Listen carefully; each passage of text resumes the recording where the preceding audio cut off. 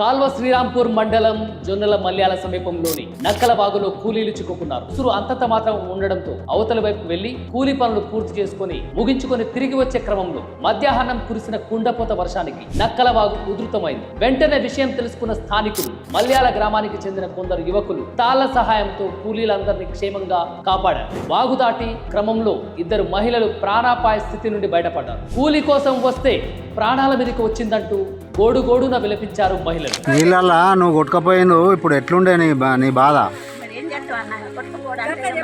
ఊపిరి పీల్చుకున్న మహిళలు ఆవేదనతో చెప్తున్న మాటలు. పొట్టకూటి కోసం వచ్చిన మా ప్రాణాల మీదకి వచ్చింది, త్రుటిలో తప్పిపోయాము, లేదంటే ఈ పాటికి మా ఇంట్లో మా కుటుంబ సభ్యులంతా విలపించేవారు. గోడుగోడున తమ ఆవేదన వ్యక్తం చేశారు. ఎన్నికల సమయంలో స్థానిక ఎమ్మెల్యే విజయ రమణారావు ఇచ్చిన వాగ్దానం ప్రకారం వెంటనే నక్కలబాగుపై బ్రిడ్జిని నిర్మించి తమ కష్టాలను తీర్చాలని మల్యాల గ్రామస్తులు కోరారు.